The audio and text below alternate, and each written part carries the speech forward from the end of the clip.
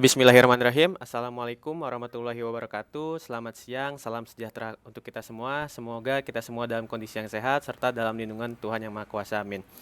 Pada kesempatan yang berbahagia hari ini, kami dari kelompok 6 pada mata kuliah konsentrasi akuntansi dan audit perpajakan ingin menjabarkan secara singkat bagaimana cara pengisian SPT tahunan di perusahaan terbuka. Sebelum mulai kepada presentasi, izinkan kami untuk memperkenalkan diri. Di sini kelompok 6 terdiri dari saya, Muhammad Rafi Pertama Bahri, dibantu oleh rekan saya ada Kamilia Syahira Garnisa dan juga ada Gina Hadina Fitri. Di mana pada mata kuliah konsen ini kita diampu oleh dosen Ibu Wiwik Budianti SEMSI. Kemudian perusahaan yang kami pilih dalam menjabarkan SPT tahunan ini adalah PT Mayora Indah Tbk, yang mana PT Mayora Indah Tbk ini adalah suatu perusahaan yang bergerak di bidang manufacturing. Untuk mempersingkat waktu, marilah kita langsung saja menjabarkan pengisian SPT tahunannya. Yang dipilih adalah laporan keuangan pada tahun 2021 dan ini belum diaudit. Dalam pengisian SPT juga karena harus dimulai dari lampiran yang paling terakhir, maka akan dijabarkan terlebih dahulu oleh Gina. Kepada Gina, kami persilakan. Untuk lampiran 6, SPT tahunan pajak penghasilan wajib pajak badan tentang daftar penyertaan modal pada perusahaan afiliasi, daftar utang dari pemegang saham dan atau perusahaan afiliasi, serta daftar piutang kepada pemegang saham dan atau perusahaan afiliasi dengan NPWP 01 14 6631 5054 000 dengan nama wajib pajak PT Mayora Indah Tbk. Data ini didapat dari catatan atas laporan keuangan PT Mayora Indah Tbk pada halaman 9. Untuk daftar penyertaan modal pada perusahaan afiliasi PT Mayora Indah, yang pertama ada dari PT Sinar Pangan Barat yang beralamat di Medan dan dengan jumlah penyertaan modal sebanyak yang tertera di Excel. Lalu ada PT Sinar Pangan Timur, ada PT Torabika Eka Semesta, ada PT Kakao Mas Gemilang, dan ada PT Kopiko Philippines Corporation. Selanjutnya di bagian B ada daftar mengenai utang dari pemegang saham atau perusahaan afiliasi. Di sini ada beberapa perusahaan afiliasi yang berafiliasi dengan PT Mayora Indah Tbk. Yang pertama ada PT Nutrindo Bogarasa, ada PT Cipta Selera Semesta, PT Tirta Fresindo Jaya, PT Deli Food Sentosa Korpindo, dan PT Pascal Korpindo Semesta. Selanjutnya di bagian C ada daftar piutang kepada pemegang saham atau perusahaan afiliasi. PT Mayora Indah Tbk ini memiliki utang kepada perusahaan afiliasi yaitu PT Indisco Niaga Tama Semesta, Yuyijia Shanghai Food Trading, dan Sun Research Food Ltd. Lalu ada Premium United Food, ada Indisco India, ada Indisco Thailand, ada PT Tirta Fresindo Jaya, ada PT Cipta Selera Semesta, ada Yuyijia Hong Kong, lalu ada PT Pascal Korpindo Semesta, dan yang terakhir ada PT Deli Food Sentosa Korpindo. Data ini diperoleh dari catatan atas laporan keuangan PT Mayora Indah Tbk pada halaman 73 mengenai rincian transaksi dengan pihak berelasi. Di Excel-nya tidak disertakan NPWP karena memang di CALK juga tidak disertakan. Lalu untuk lampiran 5, mengenai daftar pemegang saham, pemilik modal, dan jumlah dividen yang dibagikan, serta daftar susunan pengurus dan komisaris. Untuk bagian A ini berisi mengenai daftar pemegang saham atau pemilik modal dan jumlah dividen yang dibagikan. Data di Excel tersebut diperoleh dari CLK halaman 61 mengenai modal saham. Di sini terdapat nama pemegang saham, jumlah saham, presentasi kepemilikan, serta jumlah modal disetor. Lalu untuk bagian B, ada daftar susunan pengurus dan komisaris, di mana PT Mayora Indah Tbk ini memiliki Dewan Komisaris dan direksi, yang mana Dewan Komisaris ini terdiri dari komisaris utama dan komisaris. Lalu untuk direksinya ada direksi utama dan direksi. Untuk alamat dan NPWP-nya dikosongkan karena tidak ada informasi mengenai NPWP dan alamat untuk Dewan Direksi dan Komisaris.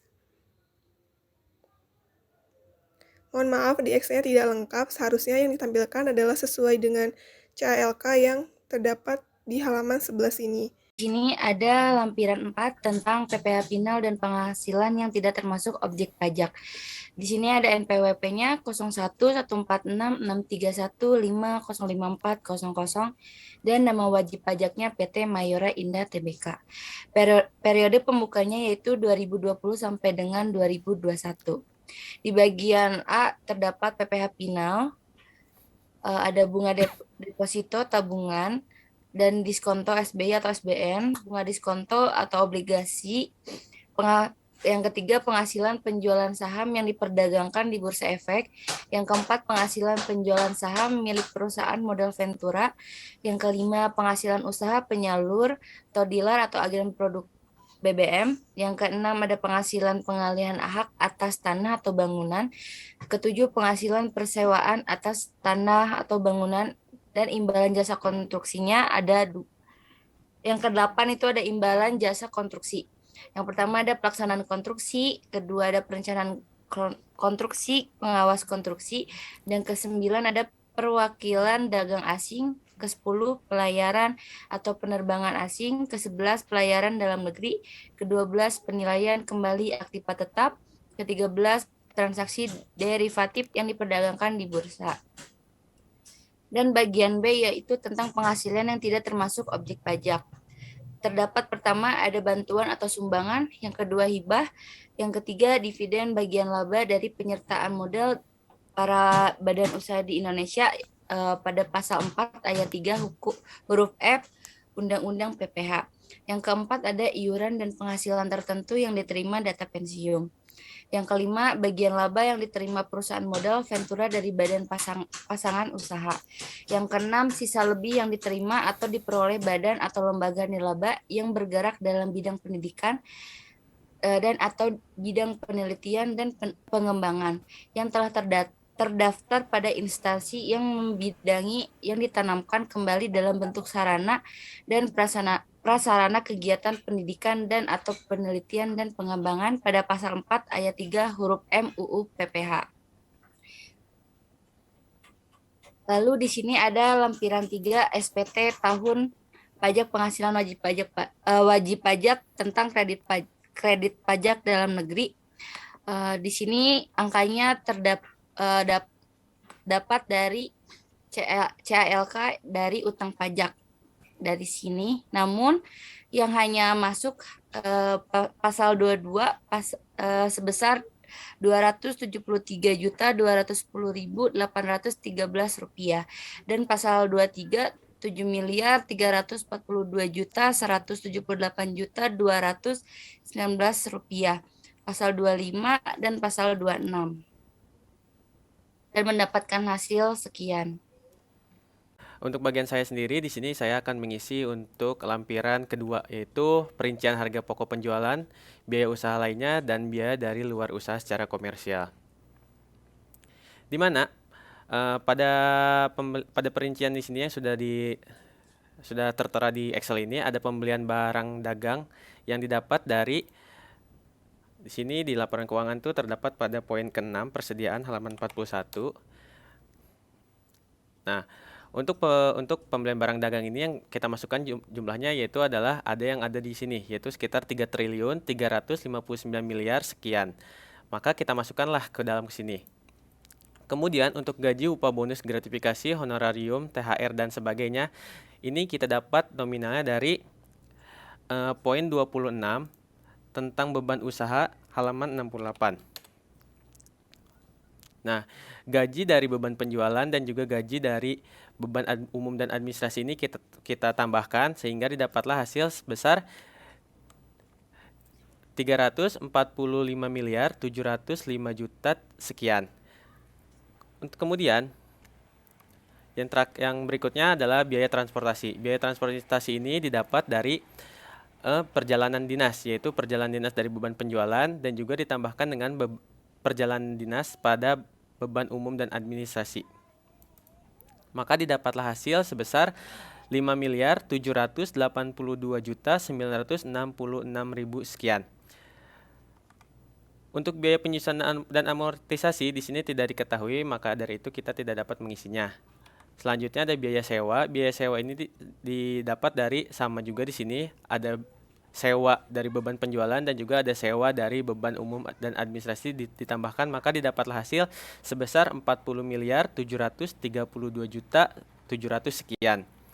Selanjutnya ada biaya bunga pinjaman, yaitu terdapat pada laporan keuangan poin 28 tentang beban bunga halaman 69.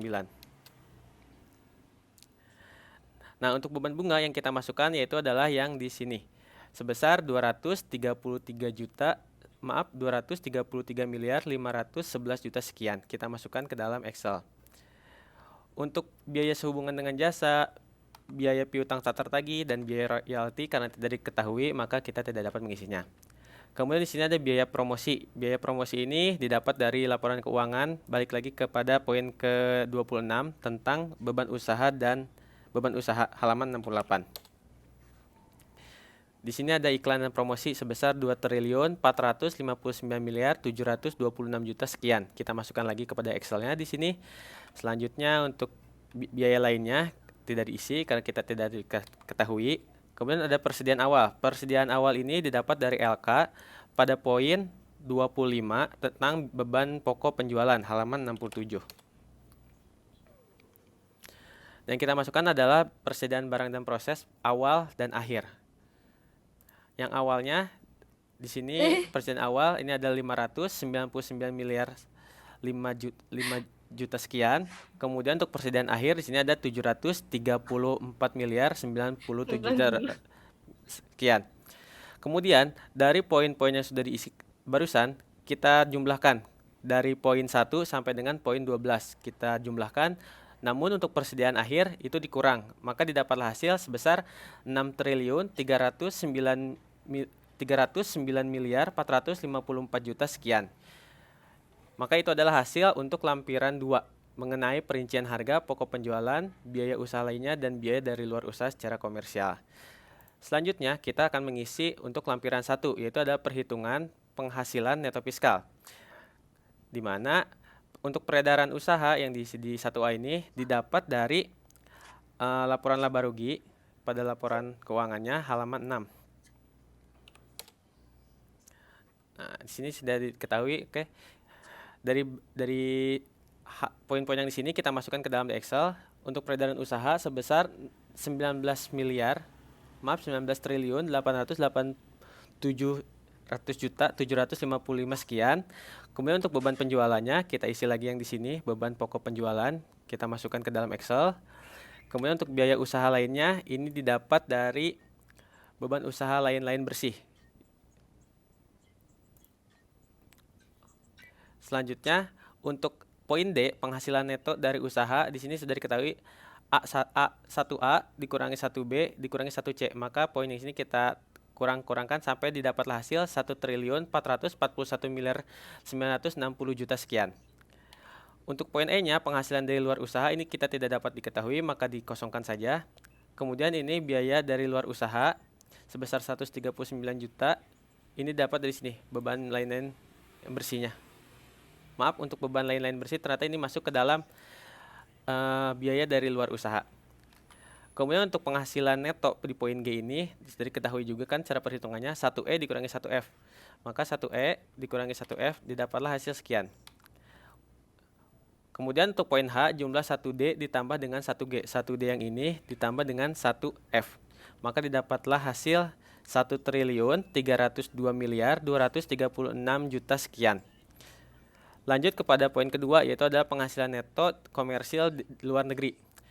Diisi dari lampiran khusus 7A kolom 5. Karena di sini tidak ada, maka kita kosongkan saja. Lanjut saja kepada pengisian jumlah penghasilan neto komersil, yaitu 1H ditambah 2. 1H ditambah 2, maka didapat hasilnya masih sama saja.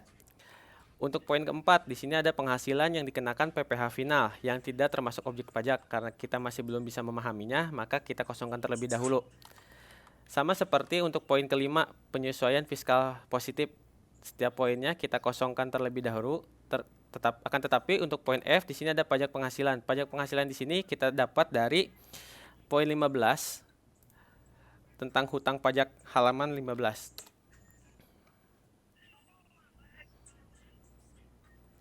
atau yang sudah dijabarkan oleh Kamil barusan yang tentang PPH kita masukkan ke dalam sini. Selanjutnya, karena banyak yang masih kosong, langsung aja kita loncat kepada poin M, jumlahnya 5A sampai dengan 5I itu ditambahkan. Maka didapatlah hasil sekian. Untuk penyesuaian fiskal negatif di kolom ke-6, ini juga kita masih kosongkan. Untuk 7 juga masih kita kosongkan. Sampai penghasilan neto fiskal di kolom 8. Dengan perhitungan 3 dikurangi kolom 3. Mil. 3 dikurangi 4 ditambah dengan 5M dikurangi 6E dan juga 7B. Nah, setiap angka yang sudah ada di poin-poin paling bawah sini kita perhitungkan secara seperti ini. Maka didapatlah hasil sebesar 1.456.355.460.000 sekian. Ini untuk lampiran satunya. Lanjut, kita akan mengisi kepada pengisian SPT halaman kedua. Halaman kedua ini karena kita juga masih belum bisa memahami, maka mohon maaf kita masih mengosongkan. Selanjutnya untuk SPT tahunan di halaman pertama, yaitu mengenai poin pertama seperti identitas dan lain-lain. Untuk di sini kita tidak usah terfokus kepada laporan keuangan yang kita pacu, karena ini tinggal memasukkan saja dari lampiran-lampirannya. Seperti ini, pada di poin A, penghasilan kena pajak. Untuk penghasilan neto fiskal, ini diisi dari formulir 1771 yang ke-1 nomor 8 kolom 3. Nomor 3. Nah, kita masukkan yang ini ke dalam yang sini. Selanjutnya untuk kompensasi kerugian diisi dari lampiran 2A, karena di sini tidak ada, maka kita kosongkan. Maka penghasilan kena pajaknya 1 dikurangi kedua didapatlah 5 triliun 190.423 juta sekian.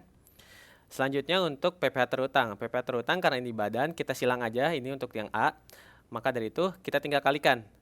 Untuk tarif PPh badan di tahun 2022 ini karena sudah mengalami pada undang-undang harmonisasi, maka tarifnya berubah menjadi 22%. 22% ini kita kalikan dengan penghasilan kena pajak. Maka didapatlah hasil sekitar sekian yang sudah ada di Excel ini. Untuk poin 5, karena kita masih belum bisa memahami, kita kosongkan saja. Maka jumlah PPh terutang yaitu adalah poin 4, kolom 4 ditambah dengan kolom 5. 4 ditambahkan dengan 5, hasilnya sekian. Lanjut kepada kredit pajak. Kredit pajak untuk poin 7 kita kosongkan. Di poin 8A, di sini ada kredit pajak dalam negeri diisi dari formulir 1771 3 kolom 6. Nah, itu adalah yang sudah dikerjakan oleh Kamil. Nah, yang ada di sini kita pindahkan kepada di sini. Kita masukkan. Selanjutnya untuk kredit pajak dalam negeri dilampirkan khusus 7A itu tidak ada, maka kita kosongkan. Maka kita jumlahkan di sini 8A ditambah 8B. Dapatlah hasil 207 triliun ya 972.360.000 sekian. Kemudian kita masuk ke dalam perhitungan pada kolom ke-9, yaitu adalah 6 dikurangi 7 dikurangi 8C. 6 di sini ada yang poin yang ini dikurangi dengan 7 dikurangi dengan 8C, maka didapatlah hasil sekitar 933 triliun 920 miliar 877 juta sekian. Nah, ini adalah per tahunnya. Maka untuk mengisi pada kolom ke-10, PPh yang dibayar sendiri atau poin A-nya ini adalah PPh pasal 25 bulanan. Poin yang ada di 9 ini kita bagi dengan 12. 12 ini adalah jumlah bulan dalam 1 tahun. Maka didapat hasil 77 miliar 826 sekian juta. Untuk B-nya kita kosongkan terlebih dahulu. Yang C-nya yaitu 10A ditambah 10B, maka didapatlah hasil sebesar 77 triliun 826 miliar 730 juta sekian. Untuk yang sini di poin D ya, poin D ini adalah PPh kurang atau lebih bayar. 9 kolom 9 dikurangi dengan 10C, maka didapatlah hasil PPh kurang bayar sebesar 856 miliar 94 juta 138.000 rupiah. Nah, teman-teman, mungkin cukup itu saja yang dapat kita sampaikan. Sebelumnya kami mohon maaf dalam pengisian SPT ini karena masih banyak yang kosong, dikarenakan di sini kami masih sama-sama belajar untuk bisa memahami jauh lebih dalam pengisian SPT tahunan ini. Semoga apa yang disampaikan oleh saya dan juga rekan-rekan bisa dapat bermanfaat untuk kita semua, dan Mungkin kalau bila ada yang ingin memberikan masukan, kami sangat menerima untuk hasil kita yang jauh lebih baik untuk kedepannya. Oke teman-teman, mungkin itu aja yang dapat saya sampaikan. Kurang lebihnya mohon Baik. maaf. Wassalamualaikum warahmatullahi wabarakatuh.